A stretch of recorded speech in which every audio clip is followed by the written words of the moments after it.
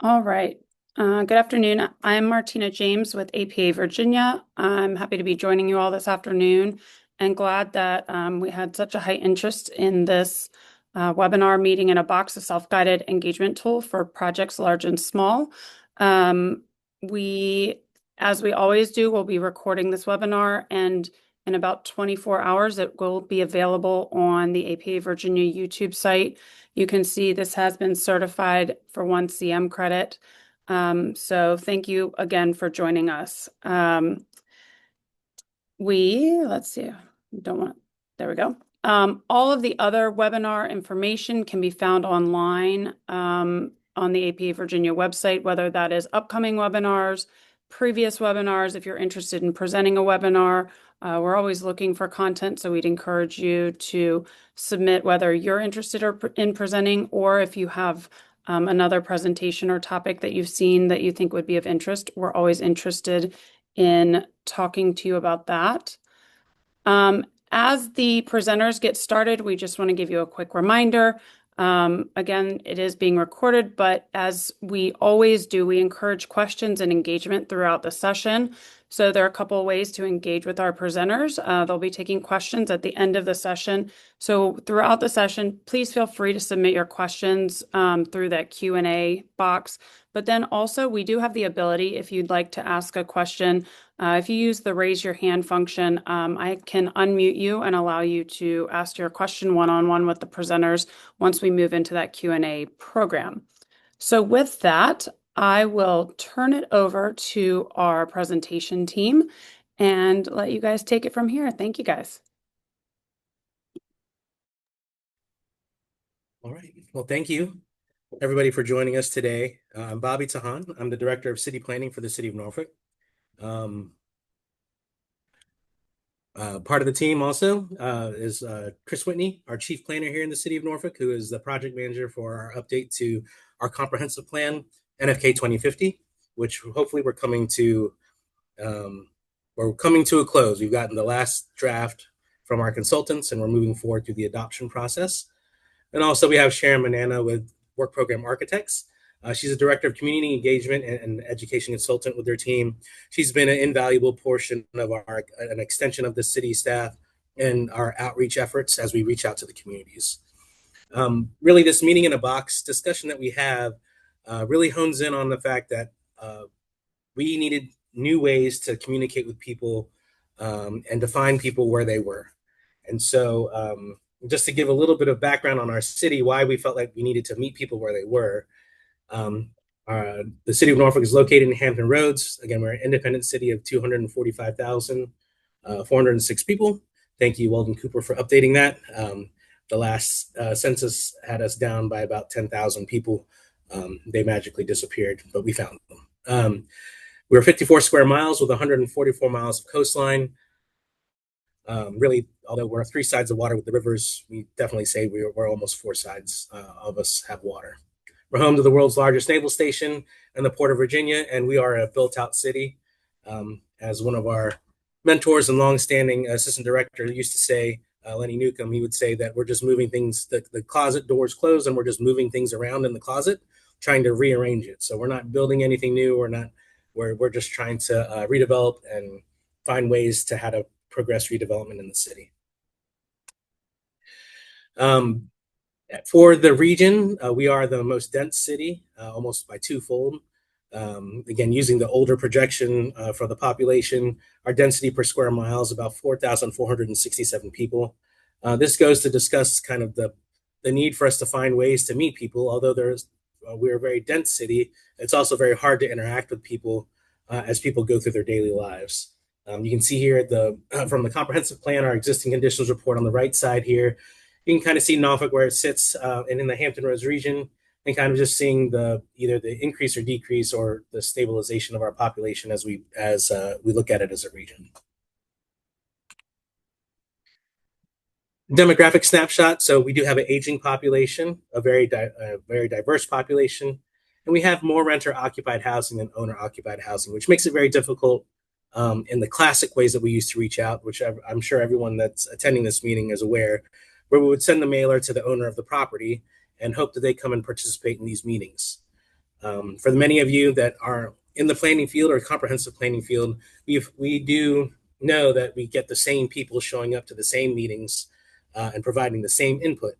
And so our goal is to assure that we get everybody's input, no matter age or demographic that they occupy, just to assure that we're getting a full snapshot of the city and people's needs and wants as we try to move forward and plan for the city going forward.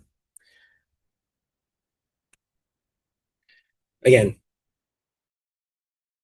uh, from our existing conditions report, 13.7% of Norfolk households do not have a home internet subscription, and 6.3% of Norfolk households do not have computing devices. It doesn't feel like a large number, but it still ends up being the people that feel like they're always left out of the process. And so we wanted to assure that we were reaching out to all of our communities. Again, the renter versus homeowner we've talked about. We have a transient population. The Navy population is a significant portion of our community. It helps shape us, but it also changes. For those of you that have either family members or friends, very close friends that are in the military, every 3 years orders come up and you're hoping that they get orders to stay in the area. But many times they have orders to go somewhere else. And so that changing and kind of new look in the population every 3 years can be difficult as we try to engage people and also have them actually, I mean, let's be honest, to care about the community that you're in and you're not just passing by. One thing that's very unique to the city is that we have more than 80 active civic leagues that participate through our public processes. This is very important as we've hard baked into our zoning ordinance, where there's a requirement to meet with either an organized civic organization or there's a lot of weight put on how the civic leagues operate. For some of the newer cities or localities, most of you will probably deal with homeowners associations, but these are actual regions and areas of the city that identify themselves as one community. And so having 80 very active civic leagues that try to do their best to represent their community. Sometimes we have very good ones that really take in everybody's input. And other times we have some that are very closed off and only represent a very small portion of their community. So we like to use the civic leagues as our jumping off point as we do our public outreach. But also we understand that we need to reach more people than that as we move forward. And again, the access to technology, it's real easy to say scan this QR code or go to a computer or do all these things and take a survey. But really, we've just come to realize we get more honest public outreach and communication with people as we truly just sit down and talk with them and have a conversation. Not talking to them, talking at them, I should say, or the old days of comp planning where we used to take a plan and take it out of the smoke-filled room in the back and say, this is your new plan. We want to have this opportunity to really engage people, which is why just one sentence from me to Chris turned into a very large, kind of robust outreach process. Before we get to the next slide, I'll hand it over to Chris. All I really said to Chris, as I told him, I want you to have your team to come up with a repeatable and easy meeting toolkit. I use the term meeting in a box, where they just take the box and they're able to go out and run the meeting and to make it very efficient for the team, because we knew we had to do a lot of public outreach. And for those of you that run public meetings, you got to get the easels, you got to get the boards, you got to get the sign-in sheets, you got to get the signs for everybody to get to. And my goal was to say, Chris, come up with a way to make this very easy to have one person on his team go out and present this information that we have about our community. Chris and Sharon took this and ran with it and turned it into something much more than I ever could have thought. So I will tell you this to all those that are in leadership in your departments or wherever that you may work, is let your teams really be able to run with their ideas. Because I will tell you, I was a little skeptical of how far we were going to go with this meeting in a box theory, with a number of people, not city staff, that were sharing this information. But really what we ended up with are many people that really supported the team and felt like they were truly a part of the process and really trying to get public outreach and input through this process. So we ended up getting a lot of advocates that would normally probably have been against us, I would say, or I wouldn't say against us, probably too strong, that would have been kind of apathetic to the process and just said, hey, it's just another comprehensive plan. They're taking notes, but they're not really listening. But we've now turned those folks into term that's something that's actually a term that Sharon will go over later in the presentation, which is a champion for the plan. So with that, I'll hand it over to Chris to talk about NFK 2050 and kind of where we are going from there. Thanks, Bobby. Appreciate that introduction, and thank you to APA Virginia as well for inviting us to speak about this and for really just kind of giving us a little bit of a platform to talk about mainly meeting in a box as Bobby described, but also you'll see in a little bit here we do want to touch on a little bit of the other tools in our toolbox as we went, especially phase 2, which was last year. Because I think they all really tie in well together. And as Bobby mentioned, our champions were a huge part of, especially meeting in a box. So, again, my name is Chris Whitney. I'm Chief Planner, also Comprehensive Planning Administrator for Norfolk. So, and as I get started on these slides, I'll just request Martina if you could put the poll question in the chat. We just wanted to kind of ask our attendees here what sector they're from or what industry they're from. Local government. Are you also going? Maybe you're going through a similar process that we're going through now, or you did very recently, and you have some good perspective. If you're from a state agency, federal government, maybe the private sector or consulting firm, or even a nonprofit. So just like to know who our audience is, and that might help us best kind of sort of tailor our Q&A and anything else that we want to discuss later on. So thanks in advance for taking that poll. So just to get started here on what is NFK 2050, Bob did a really good introduction to this, and I know almost everyone here has probably been through a comprehensive plan update to some degree or in some fashion at some level. And so I don't need to describe what a comprehensive plan is to this group, but just basically it is our new comprehensive plan that will replace Plan Norfolk 2030, which is our current comprehensive plan. And this particular plan is going to be a 25-year plan. So, and as Bobby mentioned, we're looking at adopting this very soon. We're planning commission next month, and then sometime after that we'll be at City Council. Next slide, please. And I see, just looking at our poll as we get going, as expected, we've got a heavy percentage from local government, very not surprising. So a shout out to all the local government friends with 56%. But I also see a large contingent of our private sector consulting firm, which is great because as most of you probably experienced with your own comprehensive plan updates, that how important it is to have that team of the kind of combining forces with local government and your consulting team. So great to see a good representation there as well. And just to talk, that's a perfect segue into our team structure. So, of course, our planning department, project managers on the city side, Wallace Robertson Todd, or WRT, is our prime consultant on this project, and they're out of Philadelphia. Sharon is here with WPA, our work program architects. We have a very long history with WPA, very successful, very good and close relationship with WPA. And as Bobby mentioned, they were really spearheaded our public engagement efforts, and as well as historic preservation and some other document and data collection as well. So, and I'll just mention that there are multiple times, Bobby mentioned how crucial Sharon was to the process as well. There are multiple times where the team members and our prime consultant would ask who we needed the most from the team. If we could just pick one person to get assistance with and get some help from it, I said, give me Sharon. So many times I said, as long as I can have Sharon, I'm good. So and obviously, as you'll see here, that was a very crucial part of the process, and Sharon was just invaluable in making this what it really ended up becoming. And as you see here, we had a whole collection of other consultants, as is typical of a comprehensive plan, that worked on various stages or various components or elements like transportation, resilience, some economic analysis, housing, and just basically the typical components of a comprehensive plan. So we had a really great team from all over the country and in some cases internationally.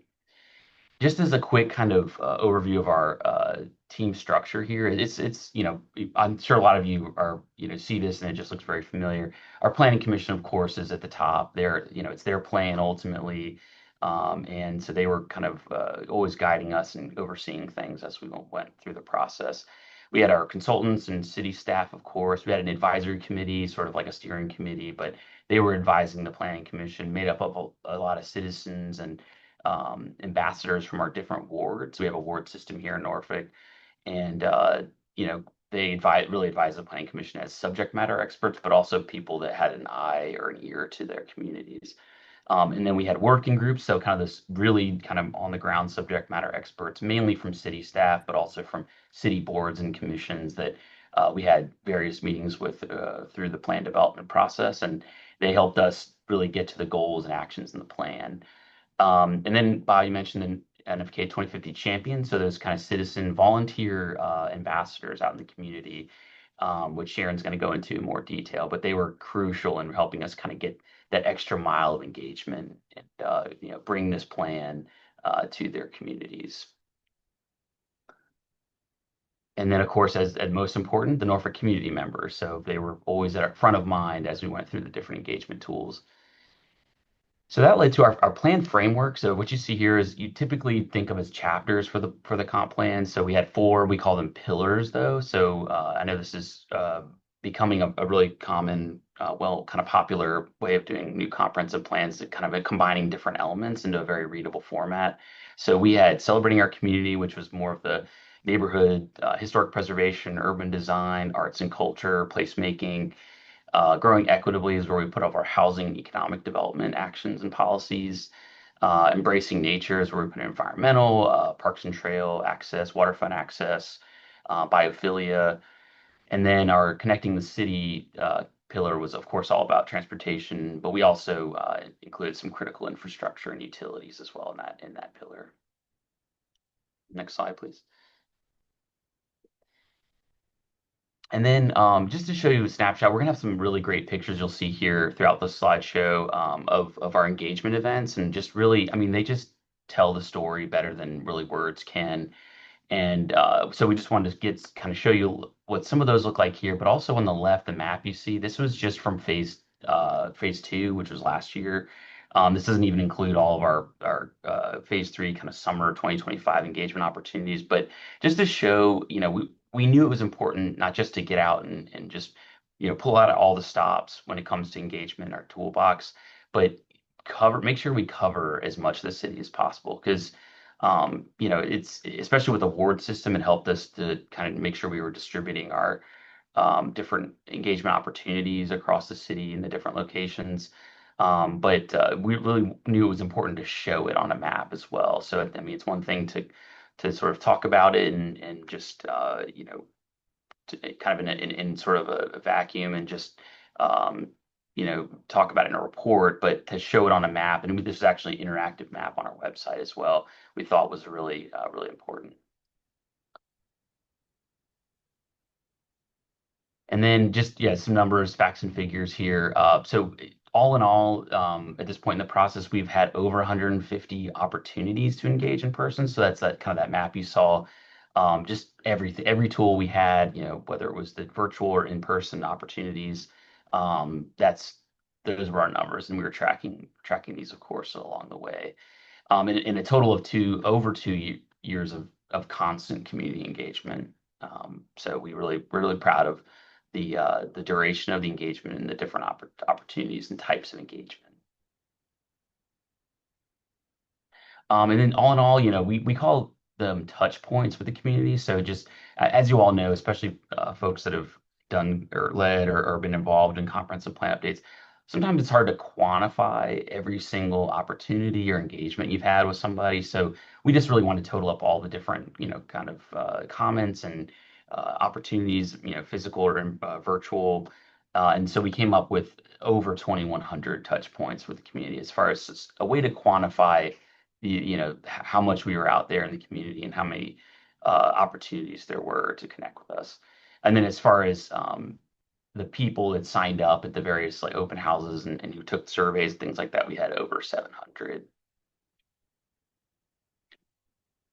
So just a quick, just what we've heard. We like to put QR codes in our slideshows, especially when we were presenting to the public, so people could constantly see, what the full document was had sort of said about the engagement and the themes that we were hearing. So, Bobby talked about Norfolk, what we are right now physically, what our place in the region is. And so some of this is not shouldn't come as a surprise, right? So preparedness towards sea level rise and flooding, it's obviously something we've been dealing with for a long time in the city, and something we will deal with in the future. And just continuing the innovative resilience interventions the city has partaken in and continues to do, and making sure that it protects residents of all backgrounds. Same with multimodal transportation options for everyone, people of all backgrounds and abilities, and then making sure that that's also connected to the larger region. Affordable housing for all income levels, and then just kind of improved connections in general. So we talk about multimodal transportation, but a lot of it is, Bobby mentioned all these civic leagues. We have over 80 active at one time. As the crow flies, they're not that far away from each other in the city, but um, there are a lot of barriers in terms of just the road network or maybe a railroad or just some kind of infrastructure that makes it a little bit difficult to get around, even if it's not that far away. So trying to just focus on improving those connections within the city. Better opportunities for well-paying jobs, also workforce development pipelines with our community, especially our high school students. And then just making sure we're celebrating our diversity and our identity, culture, history, that the sort of pride of place, as we call it a lot here, and just making that a little bit more intentional. And then so that's that. If anyone wants to scan that, that takes you to our page where we have all of our phase 1 and 2 engagement summaries online. And so just so before Sharon gets into really the meat of the sort of the tools that we want to highlight, especially meeting in a box, just wanted to touch really quickly on a couple of the other things that we did to lead to that. We had this opportunity called NFK 2050 on the go. And so they were basically updates on the whole process, wherever we were in the process. This was sort of like an open call. We had it on our website. You can contact us anytime, basically, and get an update on the process. We felt like that was the best way to be fair and equitable in terms of how we made ourselves available and just instead of going out you're sort of directly to too many different areas, and we just want to say, hey, anyone can contact us and request an update. And so typically they'd be civic leagues or organizations like that, and they just want to know where we were and just have some input, maybe some conversations with us directly.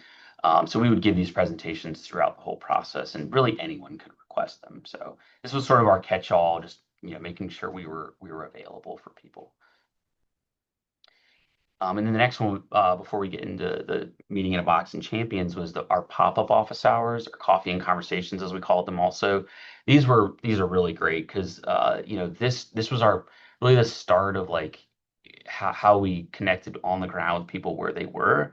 And what we didn't want to do was have pop-up office hours at City Hall. We knew that was always a possibility, and it may be convenient for some people, but overall, we knew that if we just had City Hall office hours, then we just wouldn't get the kind of engagement. We all know there's various levels of comfort in just sort of the people have in terms of going to City Hall and going to the place of government and feeling, maybe attaching it to some other feeling they have or experience they've had at City Hall. And so we wanted to go meet them at their different community kind of third places. So coffee shops, or we tried to go as many coffee shops as we could. Unfortunately, as I'm sure is the case in a lot of cities, a lot of the coffee shops are in certain areas. They're kind of concentrated in certain areas that have a lot of good kind of walkable street networks and commercial corridors. And so there were a lot of places in the city that didn't have any really, which was unfortunate. So of course we had to pivot and find other places. Sometimes it was a juice bar or something like that, but we went to any and all places. So that's why we call them pop-up office hours, kind of as an umbrella term. So just again, we went there, set up shop, had some information. Passersby could come and talk to us, share their ideas, just in a very casual atmosphere where they could grab their favorite cup of coffee. And then just want to mention also that we just recently, at the APA conference in Portsmouth here, were awarded the Old Dominion Award for Innovative Approaches. And so we just, this was really, we submitted sort of our full suite of action or our tools in our engagement toolbox. And just we're, again, really proud of the work that the whole team did and the way we were able to reach so many different people, and just wanted to, it's just really nice to get recognized for that as well. So a big thank you to APA Virginia for that as well. So I think that's a really nice segue into Sharon. Sharon's going to talk to us about the Champions program and also, of course, the major feature of Meeting in a Box. So take it away, Sharon. Thank you, Chris, Bobby, and APA Virginia. We're really excited to be here, and thank you all who joined. So I'm Sharon Manana, Director of Community Engagement and Education Consultant at WPA.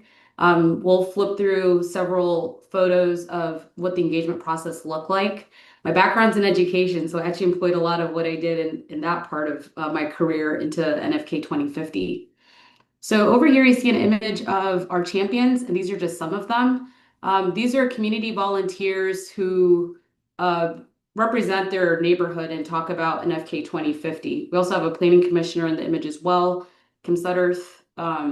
As Bobby mentioned with that demographic snapshot, it would be really hard for the city staff and on the consultants to reach every single person throughout Norfolk. So the champions really help with that effort, especially they know the folks in their neighborhoods. They know their neighbors, they know their relatives. It was so much easier to get the message across when it was coming from someone within the neighborhood instead of someone like us who, they may not recognize. So you see, we have folks from Old Huntersville, Maya's representing there. Kate, we also had folks representing organizations like Elizabeth River Trail. Kate in the back represented those folks. We had Byron, who has a running group in downtown Norfolk in the Neon District. So again, trying to reach folks in various capacities. You can go to the next one now, Bobby. So Meeting in a Box, it's a self-guided tool, really empowering community members. I would give all the champions a 10-minute orientation with all the materials that are in the box. It seems pretty self-explanatory, but again, we want to make sure that the messaging is across, especially when city staff or consultants aren't present. So these self-guided tools really were used in a variety of ways. I mean, some would have a Civic League ice cream social, and that would be an opportunity to have a meeting in a box.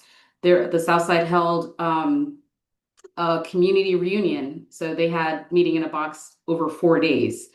Then we also had, in this image here, Blocker Y, it's a YMCA in downtown Norfolk. Lots of folks come here on their lunch breaks, before work, after work. So again, just having it there, people would spend a couple of minutes to just fill something out. And then our team would gather all of the data. I meet with Chris and his team periodically to review the Post-its.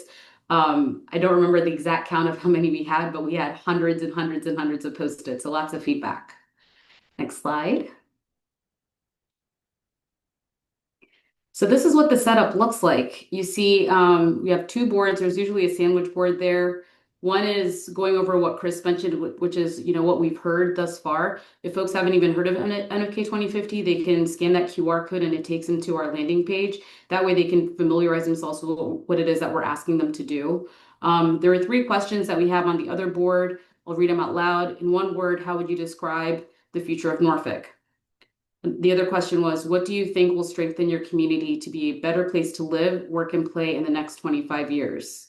And then lastly, what characteristics of your community make Norfolk a great place to live, work, and play? So as you can imagine, folks are filling out Post-its. In some cases, I would start to fill out a couple of Post-its just to get the ball rolling, but for the most part, folks were really, really engaged.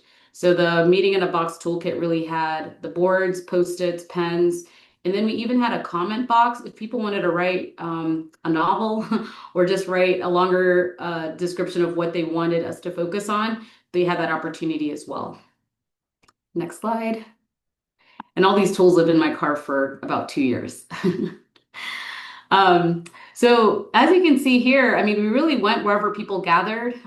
Scott Bateman on the bottom right with the glasses, he's actually one of the planning commissioners. He was joined by one of our champions, Chris Wilkening. They went to Ocean View. Ocean View is a part of our city that in the summertime, it's right by the beach. So everyone tends to go out. They want to be outside as much as possible. The downside to that is because they're by the beach, it's very windy. So I remember Chris calling me to say, a lot of our post-its flew away. I said, that's okay. As long as you remember the conversations, we can just, rewrite them or something. But again, another opportunity to just to have a presence at these community events. Scott also owns a business. It's a brewery coffee shop. So we were able to host several NFK 2050 events, meeting in a boxes, things like that at that places. Tons of folks tend to come. The picture in the top right, that was at the East Little Creek Business Association. You think of business owners, being really busy, everyone has a lot going on, but this is an opportunity that we're able to capture their attention and get their feedback. I honestly didn't see many of these business owners after that evening just because they're usually working. So again, trying to be where people are was really critical to that outside of just Civic League meetings. Next slide.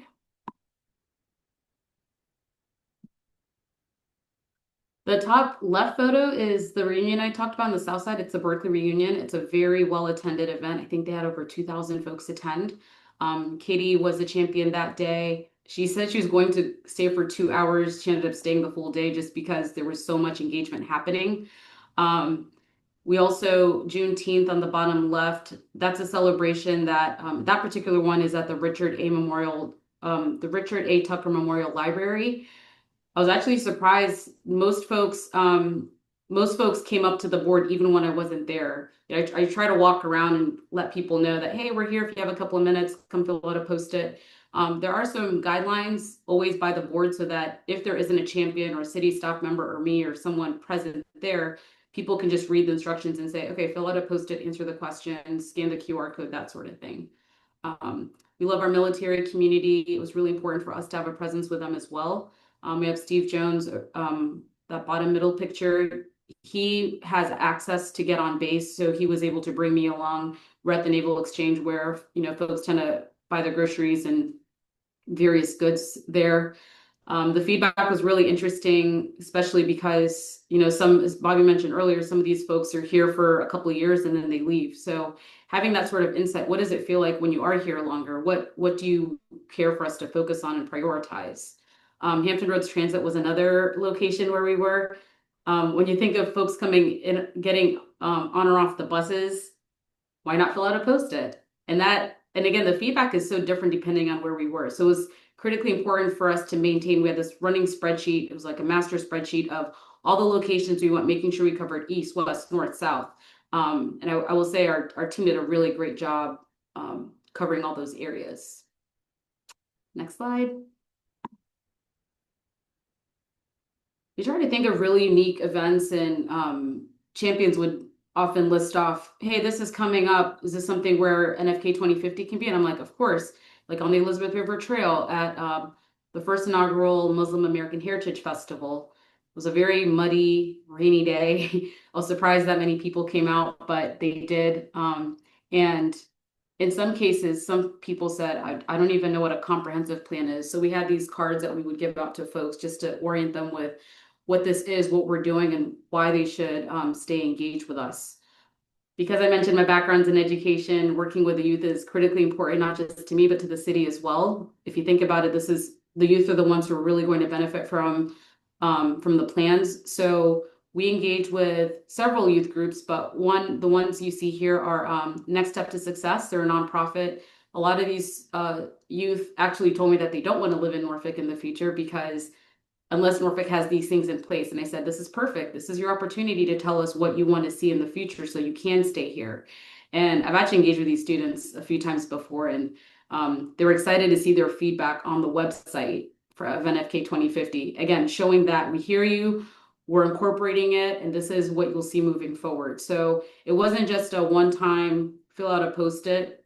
We really kept that engagement going throughout, and it's been really exciting to see how many folks engaged. The bottom left is at a movie night. On a Friday, you might think, why would NFK 2050 be there? Well, oftentimes we brought snacks. People love to have a bag of chips and a water and, talk to you about what it is that they're trying to get to. I think building trust was a huge factor in the success of this programming.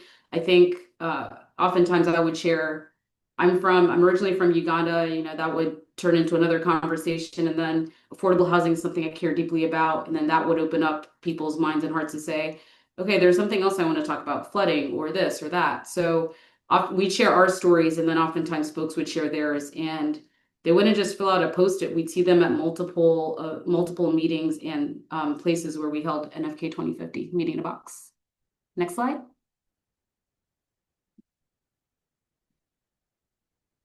You see us, the summer months were hot, so oftentimes one of the strategies we employed was also bringing ice pops. People loved ice pops this is in the Neon District, close to downtown. It seems so silly and small, but it was pretty impactful because people said, "Where's the ice pop lady?" And then I'm like, "I'm here. Also come fill out a post-it while you come enjoy an ice pop." So um, just fun ways to get folks engaged. And the woman in the striped shirt, her name is also Sharon. She came to our kickoff event at Harbor Park. And she's honestly she's been engaging with us throughout this entire process. I actually ran into her last week and she said, "How's NFK 2050 doing? Is it going to be adopted soon?" I said, "It is." And I gave her some information on that. So it's been really exciting to see. And these are just some of the photos, but if you look back at everything we've done up until this point, you'll see a lot of familiar faces because that's how engaged folks were in this process. Chris and I and the team, we went to a back to school event at the Scope. Able to engage with lots of youth again in that capacity and their families. It's one thing to just talk to the kids, but also getting their parents, grandparents, aunts, uncles, getting the whole family involved was really important. Bobby and Andre over here at the Y on Granby, again, another community center where people gather. We really try to think through different events and organizations. Who have we not heard from? Oftentimes our team would get together and say, there's tons of engagement, let's say in downtown. What else have we done in on the east side? Or we try to look at various places. But all in all, I'm really ecstatic with the results. Next slide.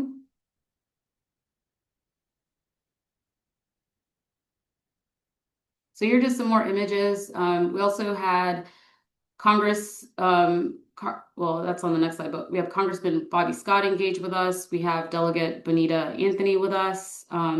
Sherry is one of our champions. She's holding up the blue shirt. So all of our champions, that's an easy way to identify them. They always wore this blue shirt that said NFK 2050. Oftentimes, people would see those blue shirts and know that, okay, NFK 2050 is here. Let me ask them my questions. And sometimes the questions weren't always pertaining to the comp plan, but still it helped people at least know that these are the initiatives the city is working on, and we can always find the answers that they're looking for.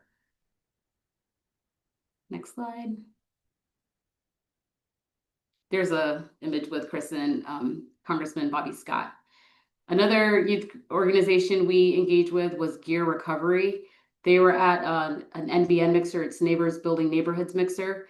And again, having those kids be able to talk about the comprehensive plan in a language that they understand and have their peers engage was really impactful.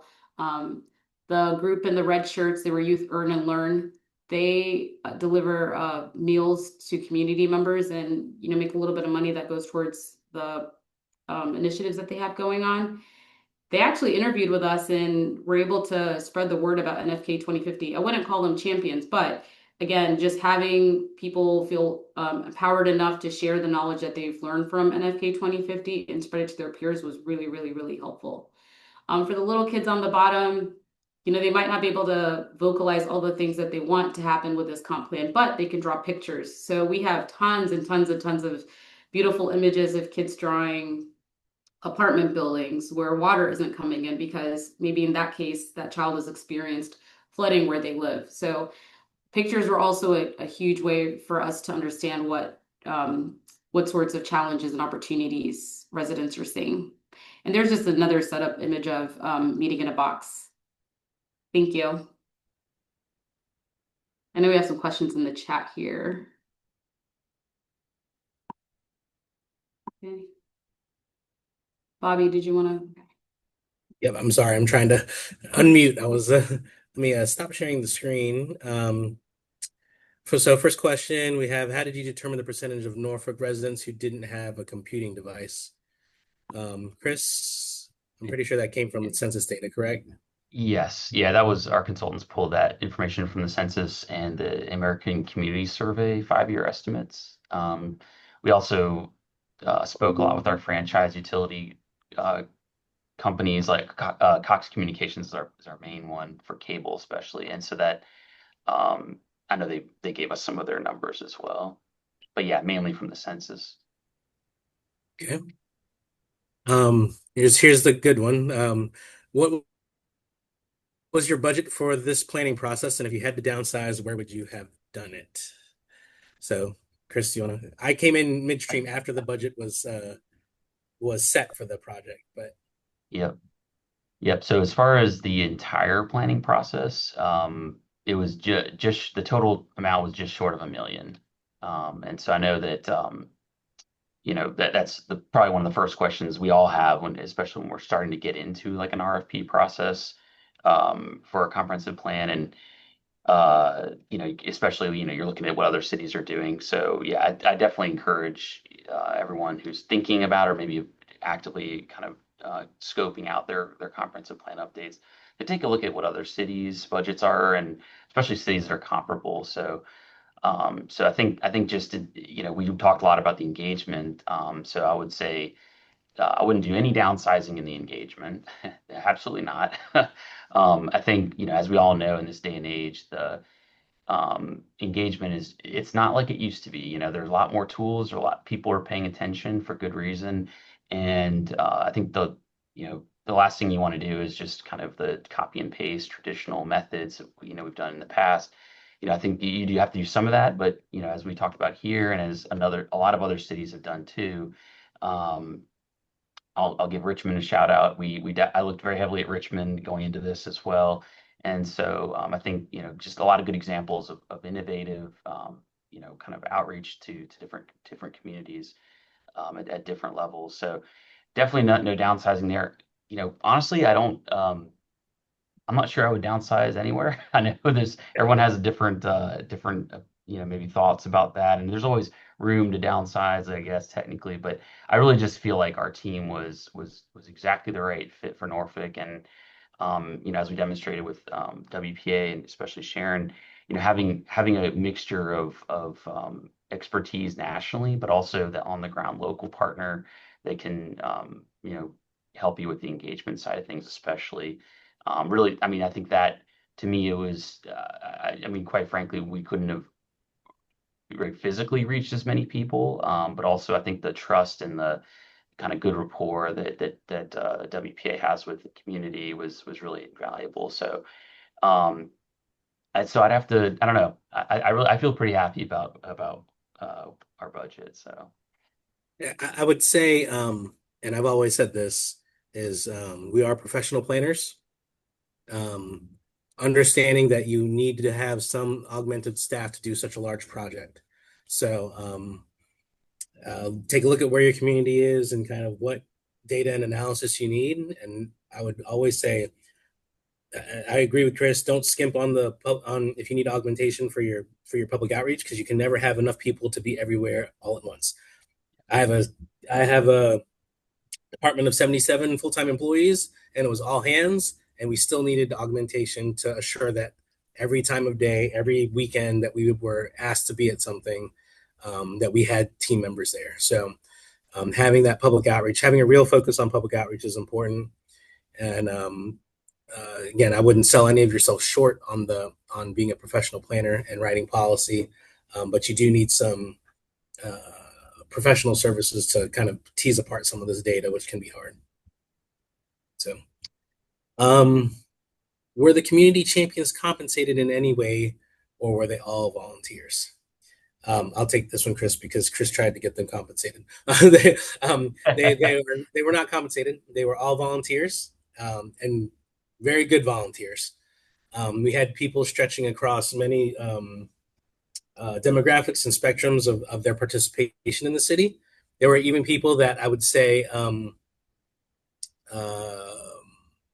that some community members that we didn't see eye to eye with all the time, that understanding and being a part of the process made them understand what our perspective is. Sharon, did you want to share kind of some of that perspective from some of those champions? Sure.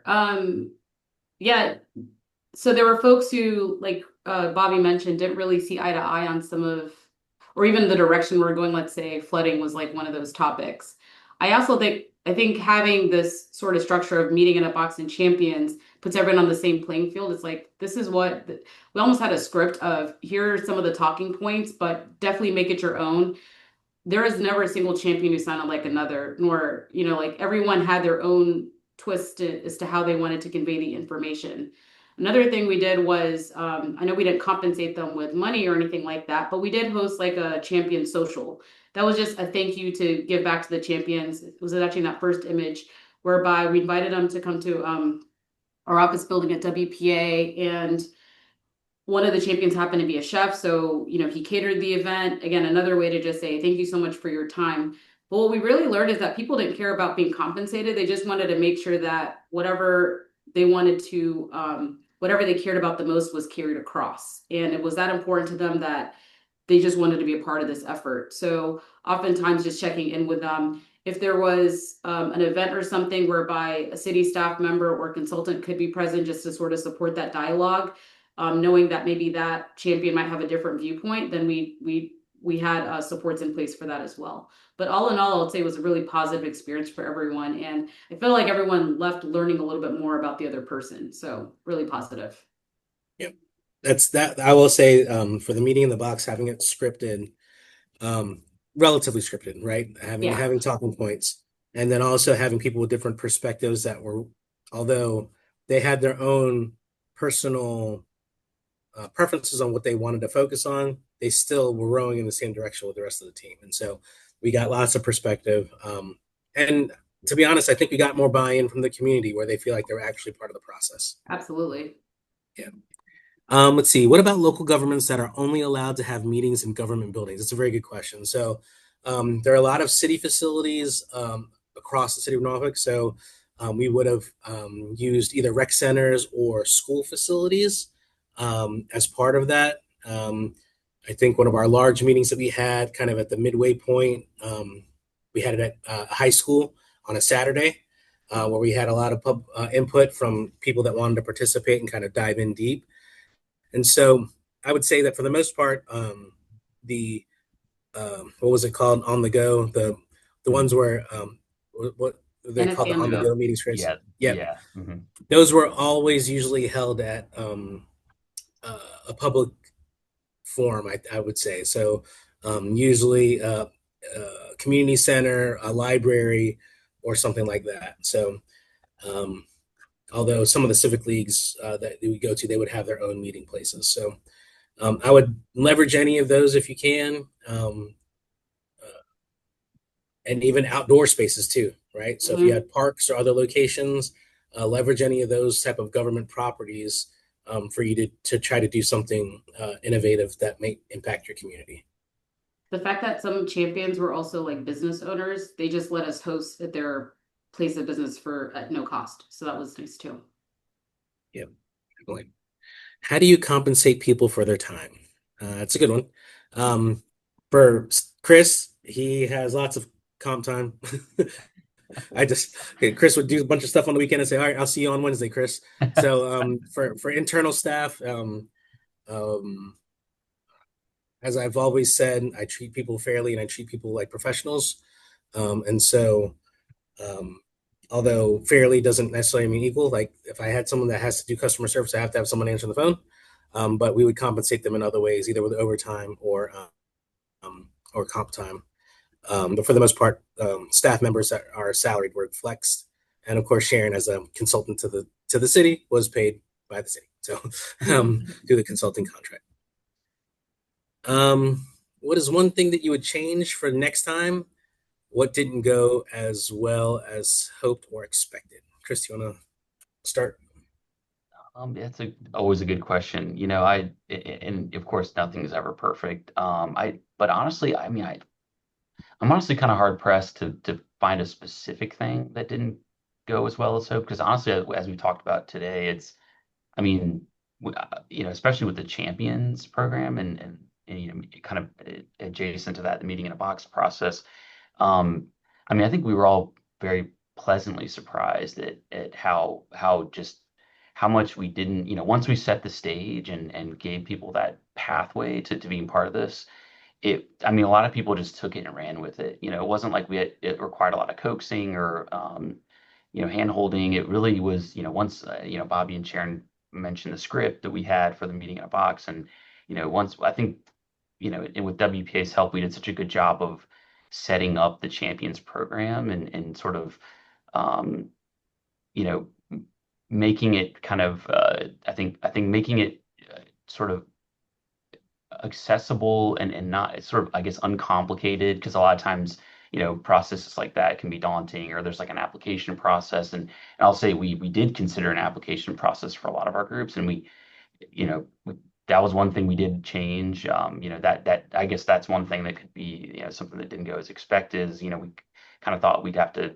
come up with a lot of, specific applications and selection committees and processes. But really, I think to our pleasant surprise again is that I mean, we we were able to do this. There were people, just basically citizens and residents waiting in the wings, really, that were just wanted a way to contribute. And in this sense, this was like we kind of like deputized them in a sense to be an extra arm of the city. And they just, again, they ran with it. And uh, so I think that there were some pivots we had to make with like how the process of getting to the selection of those individuals, the champions, and even our working groups and other things. Um, but other than that, I really think, I was just really pleased with how it turned out. And I think there was just so much of it was organic once we got it going, that and there were clear directions for folks that just use the meeting in a box at whatever their civic or community engagement was. I think we really just, I mean, I know I was very happy with just kind of the way that they jumped right in and took over. So um, that's for me, that's really it for me. I can't think of a specific thing other than some of the pivoting that we had to do with like how we went about choosing people or devising kind of the these different groups. But other than that, I can't think of something that really didn't go very well. So Bobby, I don't know if you had some Yeah. thoughts. Um, everyone knows the infamous dot exercises, right? So, although not directly part of the meeting in the box, one of the things that I would be very careful is we had we had one citizen in the public that came to all the staff-led meetings and brought their own dots, and then proceeded to over dot one section of the city, because that's where all their concerns were. And so I had to politely tell that citizen that now this map doesn't mean anything to anybody, because you have overvoted for the sidewalk that's actually getting installed in the CIP this year. And so once I was able to explain it to the citizen, they were like, "Oh, I didn't understand. I was just trying to voice my opinion, right? Trying to make sure that it came across." I said, "Well, it did, but now I can't use it because I don't know all the dots. I don't know how many dots you put on this one thing." So that was one that I would say was probably just hoard the dots. Don't let them bring their own dots. Give them only so many, so that it can be a very fair process. Sharon, did you have anything you wanted to share? No, but I was gonna say, there are a few champions questions. I could probably address them all at once. Sure. Next Sure. Go one. ahead. So in terms of training for the champions, we had a little orientation. If champion was interested, I give them my business card. We set up a time for them to come to our studio. It was like a 10-minute training. Like, here's the talking points, here are the materials, and then we had a pickup drop off set up. So it was fairly easy. Oftentimes I'd like to tag along with the champions if they needed me. So we'd kind of do training together. I'd talk to a resident and then they would catch the next resident and so on and so forth. So it ended up being pretty seamless. These are some budgeting questions. I'll go to all the champions ones. We also have Consistency. Oh a few yeah. people with hands raised, just so Oh, okay. kind of keep that in mind too. Okay. Okay. How do community members request meeting in a box? Oftentimes they'd see us in an event and say, like, can I do something like this too? Chris, I think we also had something on the website, didn't we? Like, if you're interested in becoming a champion, reach Yeah, out to Sharon or me. exactly. Yeah, yeah. Yep, we had that form that they could email you. Yep. Or if I saw the same person at the same events, I would say, you should be a champion because I already see you anyways. So sometimes we would recruit folks on the fly. Yeah. I think those were all the champion ones that I'm seeing.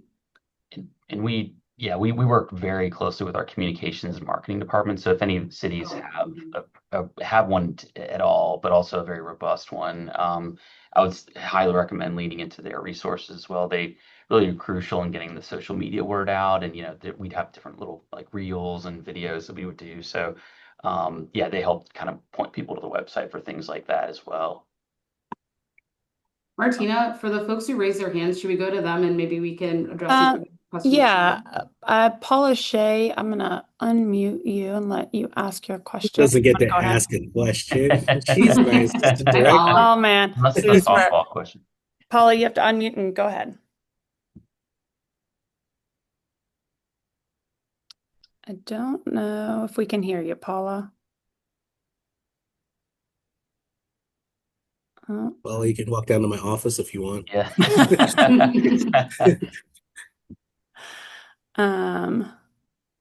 Well, we will leave the ability there, and maybe she pops in. That is, I had a couple drop off, but that's the only one I have at the moment. So I'll let you know if somebody else pops back up. Okay. Thanks, Mike. There's a good question here. I know the $1 million price tag is a lot. Trust me, it was a lot. When I joined the team in mid row, when I was appointed the plan director in Norfolk, it took me by surprise too. But for the meeting in the box, really it was just the cost of actually printing the materials out for the most part, right, Chris? Yeah. How much it cost to create it? Yeah, I don't have the numbers in front of me for meeting in the box, but I do know our sort of total budget we had for engagement just for the entire process was about 175,000. So, but yeah, I don't have that broken down right now in terms of the I'm Sharon, I don't know if you have something, but I know that yeah, I don't have that specifically broken down. But yeah, it was really the materials. We kind of I know we combined a little bit. We bought a few Mhm. more extra ones too here, but yeah, the materials that you saw. So it was the cost, the sort of hard costs with that really were not very much. So No, and the city printed a lot of the materials in-house. So, we didn't have to get supplies from elsewhere. Pens and Post-its, I feel like just about every firm has those laying around anyways. So we really didn't, and even the food cost wasn't, that wasn't extreme because I said chips and waters, ice pops, things like that. Off the top of my head, I don't remember the budget, but it was within what the city provided. We fit within that framework. Right. So for those of you that may be wanting to implement something like this, again, the whole goal of the meeting in the box was to be repeatable and make it easy for people to present the information and to obtain information from folks on some key aspects of the plan. Really, again, the meeting in the box itself is really just the materials and the kind of all the regular meeting stuff that you have. So, in all honesty, it really wasn't that much other than trying to print it onto the phone back boards. Really getting to the point of saying, okay, these are the key questions that we have. This is what we want to get multiple answers on, and then being able to have people to deploy it, I think, was really the key part to it. So it's a relatively inexpensive product, but to me, I think with getting more people engaged was invaluable to our process. So, yeah. there's a comment here. Could you augment it with local universities or other folks? Yes, we could use and we have used kind of students and universities that are in our area. So we have 3 colleges in the city, and so we have an opportunity to engage with them. This Mhm. time we didn't engage with them as much, just as a stakeholder, but yes, having anybody that's involved in political science, public policy, or planning would have been great to have brought them along as well. We also went to the universities, just so you know. Yes. Yep. And they were on our advisory committee as well. Mhm. Yep. How did you prevent burnout from your volunteers? And I know we're hitting the time. I think this is a good one. We didn't force the volunteers to do it. Mhm. So the volunteers came and said, I want to take the meeting in the box out. And they chose when to do it. So we were very blessed to have an opportunity to have folks that were really engaged in their community and bought into what we're trying to do. And so I think at the end of the day, being able to have people that buy into your process is the most important part. We now have community members that are now fully engaged and understand our thought process and how they plugged into the thought process. Right. Sometimes the planning process can feel like this veil that bureaucrats are hiding behind, and they just put out the policies that they want. But now that they see how it gets made, they're bought into it, and they understand that we are really doing our best to, although we might disagree, we're doing the best that we can to deliver the best product and move the city forward the best way that we can. And that by itself was invaluable to the whole process. So, Yeah. Martina, I know go ahead, Chris. Do you have anything? Yeah, Martina, I know we're up against the time. So, You're yeah. fine.